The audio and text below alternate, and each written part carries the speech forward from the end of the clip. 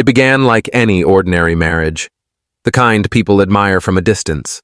A quiet neighborhood, a seemingly loving couple, and a husband who always appeared caring, maybe a little too caring. But behind those smiles was a man who wasn't protecting his wife. He was monitoring her. Every step she took, every number she dialed, every hour she stayed out just a little longer than usual. He noticed, and he didn't just notice. He documented. At first, she thought it was love. He wanted to know where she was, if she was safe, when she'd be home. But slowly, the questions turned into interrogation. The concern turned into suspicion. And the suspicion grew into something far more dangerous: obsession. She didn't know that a tiny device in her phone was sending him her live location. She didn't know that he had access to her messages, her photos, her private moments. She had no idea that the man sleeping beside her every night was quietly building a digital cage around her. And just days before she vanished, he crossed the line from watching her to hunting her. No one knew it then, but her disappearance wasn't sudden. It was planned, step by step, by the one person she trusted most. In the beginning, their relationship looked like one of those simple love stories that grow quietly, without drama or noise. They met through mutual friends, bonded over small conversations, and before long, the connection turned into something deeper. She admired his calmness, his steady presence, his protective nature. He admired her confidence, her kindness, her independence. Their families saw them as a perfect match, balanced, compatible, meant to last. But perfection is often a mask, and behind theirs, cracks had already started forming long before anyone noticed. In the early months, his behavior seemed harmless. He asked where she was going, when she would return, and if she needed anything. He liked picking her up from work, dropping her at her friend's place, helping her shop. It felt sweet, like attention every woman appreciates. She didn't realize that his care had a pattern. He wasn't interested in helping. He was interested in control. Whenever she went out without him, he grew restless. If she didn't reply quickly, he became irritated. If she met her friends, he questioned which ones, why, and for how long. At first, she laughed it off. He just loves me, she told herself. He's worried about me. But the questions grew sharper, and the tone changed. Her friends noticed before she did. They asked why she kept checking her phone, why she seemed nervous whenever it rang. She brushed it off, saying, "Marriage changes people." But the uneasiness lingered. Something inside her started shrinking. Her freedom, her voice, her confidence. He began controlling small things: what she wore, who she talked to, when she came home. He acted possessive even in public. If she smiled at someone too long, he questioned her. If she looked distracted, he assumed she was hiding something. She tried reassuring him, but reassurance never satisfies insecurity. It only feeds the monster. Within months, he turned from a caring husband into an interrogator. Her phone became the battlefield. He went through her messages when she showered, checked her call logs when she slept, followed her online activity like a detective tracing clues. She didn't know he had memorized her passwords. She didn't know he had already planted seeds of surveillance. The turning point came when she decided to start a small side job from home, a simple online project to earn extra money. He hated it instantly, not because she didn't have time for him, because he couldn't monitor what she was doing. He accused her of hiding conversations, deleting chats, creating secret accounts. She tried explaining that she only wanted independence. He took independence as betrayal. The more she pulled away, the tighter he held on. One night, after a small argument, she found him standing at the bedroom door just watching her sleep. His face blank, his eyes cold, like he was studying her, not loving her. She asked if everything was okay. He forced a smile, said he was just thinking. But she felt the shift. Something dark had awakened in him. The next day, she found her phone slightly warmer than usual, like it had been used while she slept. Apps she never opened were running. Notifications were cleared. She started wondering if she was imagining things, or if someone was inside her digital world. She didn't know this was the beginning of a surveillance obsession. She didn't know he had already started tracking her movements, saving her messages, following her silently whenever she went out, and she definitely didn't know that this obsession would soon become the reason she vanished. The shift from controlling husband to silent stalker didn't happen overnight. It crept in slowly, like a shadow growing behind her. By the time she realized something was wrong, he had already crossed several boundaries she didn't even know existed. It began with his sudden interest in her schedule. He wanted to know everything: what time she left home, the exact route she took to work, how long it took her to return, and even the number of breaks she took during the day. At first, she thought he was being unusually involved, but when he started confronting her with timings she never told him, she froze. "You said you'd be home by 6. Why were you still at the grocery store at 6:17? He asked one evening. She hadn't told him she stopped at the store. She hadn't told anyone. This was the moment she felt the first spark of fear. He continued observing her in ways she couldn't understand. He memorized the sound of her steps, the rhythm of her breathing when she lied, the tone she used when she felt guilty, though most of the time, she wasn't guilty at all. He analyzed her like a puzzle. He watched her like a suspect. She didn't know that he had installed a tracking app on her phone, one that mirrored her messages, her calls, and even her deleted chats. He could see everything: her private conversations with her coworkers, her harmless jokes with old school friends, her late-night Pinterest browsing. Nothing was hidden from him anymore. He started following her physically, too. Whenever she went to work, he stayed a few cars behind. When she met a friend for coffee, he sat in the opposite corner, disguised by a hoodie or cap. She sometimes felt someone was watching her, but every time she turned around, no one looked familiar. She told herself she was stressed. She told herself she was overthinking, but her instincts were screaming the truth. By this time, he had a notebook full of observations. He wrote down her daily routines like a scientist studying an experiment. The time she left home, the time she reached her office, the duration of her lunch break, who she met, what she ordered. Every detail captured in ink. It was no longer love. It wasn't even jealousy. It was obsession in its purest, darkest form. Her phone started acting strange. Battery draining faster, GPS turning on by itself. Apps she never used running in the background. She asked a friend if her phone might have a virus. The friend suggested a reset, but the idea scared her. She feared he would accuse her of hiding something. She was trapped between danger and guilt.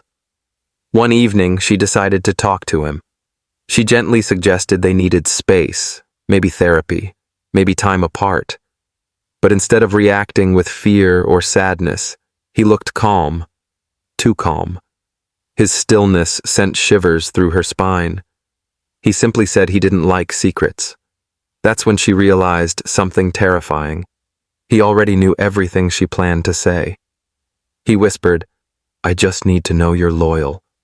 But what he meant was, "I need to control every part of your existence." Within days, she started noticing signs that her husband was following her in person. A familiar car behind her on a rainy night, a silhouette outside her office, footsteps echoing behind her in empty parking lots. She reported it to a coworker, crying quietly in the restroom. The coworker told her to be careful, to go home safely. But home wasn't safe anymore. He had become the stranger she feared. He had become the shadow she couldn't escape. And as his tracking intensified, his patience thinned. Soon, he wasn't just watching her routines. He was preparing for something far more dangerous, something that would change everything. The days leading up to her disappearance were filled with silent tension, tension thick enough to feel but impossible to explain. She woke up every morning with a knot in her stomach, sensing something was wrong without knowing what. Her instincts were screaming, but she didn't yet understand the true danger she was in. She only knew one thing. She needed to leave him before something terrible happened. She started planning in secret. Nothing big at first, just small preparations. She hid some cash inside old makeup boxes, saved important documents in a file folder she stored at her friend's house, and searched online for women's shelters. Every step she took was done quietly, with a fear that if he found out, he would explode. But he already knew. His surveillance apps had picked up her searches. He had access to her camera roll and saw photos she took of her documents. He even saw a message she sent to a close friend. "I don't feel safe anymore. I think he's watching me." Reading that message didn't scare him. It enraged him. In his mind, she wasn't protecting herself. She was betraying him. He didn't see her fear. He saw rebellion, and jealousy mixed with paranoia became a poison inside him. He began following her more aggressively, not at a distance anymore, sometimes just a few feet behind. She would turn around suddenly, sensing a presence, but he always found a way to hide in time. He watched her meet a lawyer at a small cafe, just a conversation about her rights and options, but he twisted it in his mind, convincing himself it was evidence of betrayal. He took photos from his phone, cropped her lawyer's face out, and kept staring at the images all night, fueling his delusion. Her behavior changed too. She became quieter at home, avoiding conversations, avoiding eye contact. She slept with her phone under the pillow. She double-checked the door locks. She took showers quickly, afraid of leaving him alone with her belongings. Her life had turned into a silent countdown. One night, she couldn't sleep and found him awake, sitting in the dark living room, staring at his phone. When he noticed her, he locked the screen instantly. She froze. There was something in his eyes, a coldness she had never seen before. She backed away and returned to bed, trembling. The next morning, she asked for a day off from work, telling her supervisor she wasn't feeling well. Instead of resting, she packed a small emergency bag and placed it inside the trunk of her car. She wasn't leaving yet, but she wanted to be ready. She didn't realize he had watched her through the window. His anger grew into panic. The idea of losing her was something he couldn't accept. His thoughts grew darker. He started believing that she belonged to him, and if she ever tried to run, he would solve the problem himself. The day before she vanished, she visited her friend and broke down crying. She confessed she felt trapped, watched, hunted. Her friend begged her to stay the night, but she insisted she would leave properly the next day. She didn't want to disappear abruptly. She wanted to do it safely, but she never got the chance.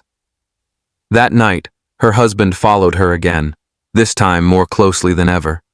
She noticed a familiar car trailing behind her, speeding up every time she sped up. Her hands shook on the steering wheel. She drove faster. He drove faster.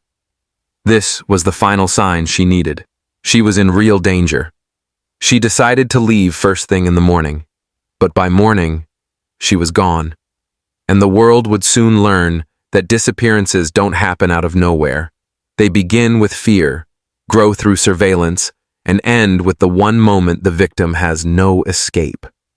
When she didn't show up for work that morning, her coworkers immediately sensed something was off. She wasn't the type to miss a shift without warning. Calls went unanswered. Messages remained unread. Within hours, the silence turned into concern, and concern into fear. By noon, her closest friend contacted the police, reporting her missing. The husband received the call with a calmness that felt rehearsed. Within minutes, he was standing in front of neighbors, pretending to be confused and worried. He printed missing posters, offered to lead search groups, and even cried during interviews with local reporters. To outsiders, he looked like a devastated husband. But detectives noticed something unusual. He wasn't panicking. He wasn't confused. He was controlled. Too controlled. During the first interview, he provided details that made investigators look at one another with raised eyebrows. He knew exactly what time she supposedly left home. He knew her last known location with surprising accuracy. He even mentioned the route she might have taken that morning, details that the police hadn't shared publicly. One officer whispered, "Why would he know all this unless he monitored her?" That suspicion became the first thread investigators pulled. When they searched the house, things escalated quickly. What seemed like a normal home at first started revealing layers of disturbing secrets. A small camera hidden inside a smoke detector. A second one behind a bookshelf, a third one tucked inside a vent. Each device pointed toward areas where she spent most of her time. The living room, the dining area, the bedroom. The husband claimed they were for home security. But detectives immediately noticed that every camera pointed inward, not outward, not toward windows or doors, only at her. Then came the discovery of her phone's surveillance software. A digital forensic specialist confirmed what everyone feared. Her phone had been mirrored. Every text message she sent, every photo she received, every location she visited was secretly transmitted to his device. She wasn't just watched. She was monitored like a prisoner. Detectives questioned the husband again. This time, the calm mask began to crack. His voice trembled. He spoke too fast, contradicted himself. When asked why he had installed the software, he claimed it was to protect her from bad people. Ironically, he was the one she needed protection from, but there was still one major problem. No sign of her, no body, no evidence of a crime, just a heavily orchestrated web of surveillance and control. The neighborhood joined search efforts, sweeping through parks, wooded trails, abandoned lots. Her photos appeared everywhere, streetlights, bus stops, grocery stores, but no one had seen her after the night she left her friend's house. The trail had gone cold. Then detectives visited her workplace. Her co-workers revealed the messages she sent days earlier, her fear of being watched, her suspicion that her husband had become dangerous, her plan to leave him. This gave investigators the motive they needed. Suddenly, the surveillance wasn't just creepy, it became potential evidence of premeditation. The timeline didn't add up either. The husband claimed he was asleep when she left home, but neighbors reported hearing voices and something heavy being dragged late at night. A woman across the street mentioned seeing their porch light flicker on at 3 a.m. Another neighbor said he noticed the husband driving out unusually early. Still, nothing directly linked him to her disappearance, until detectives examined the garage. There, beneath a layer of recently moved boxes, was a faint stain, cleaned, but not well enough. A forensic test revealed traces of blood, too small to identify yet, but enough to shift the investigation into darker territory. Police realized something chilling. Her disappearance wasn't random. It was the final act of a man who had been preparing for months. And the husband, who once pretended to be the grieving partner, was slowly becoming their prime suspect in a case that was no longer a missing persons report, but a potential homicide. As the investigation progressed, the husband's calm facade began to crumble. Initially, he had been flawless, composed, cooperative, even helpful in organizing searches and comforting friends and neighbors. But detectives were patient, and small inconsistencies started surfacing. His timeline of events didn't match witness reports. His stories changed subtly each time he was questioned. Details that should have been private slipped too easily from his lips, as if he was rehearsing a performance. But sometimes the lines faltered. Meanwhile, forensic teams continued searching the house and surrounding property. Hidden cameras, spyware, and GPS trackers revealed a disturbing pattern. Months of surveillance, obsessive recording, and detailed tracking of the wife's every move. The husband had watched her morning routines, her work commutes, even the small moments when she thought she was alone. Each log, each recording, was a digital diary of control. The question wasn't if he had been watching her, it was how far he was willing to go to maintain control. A breakthrough came when detectives recovered a partially deleted hard drive buried beneath the garden shed. It contained months of video recordings. At first, the footage seemed innocuous. Small conversations, her laughing with friends. But then the pattern emerged. Arguments he had filmed, confrontations he had initiated, moments when she clearly tried to escape. And finally, a sequence from the night before she disappeared. The husband confronting her in the dim light of the kitchen, voices raised, a struggle, a shot of panic in her eyes, and then nothing. The footage abruptly ended.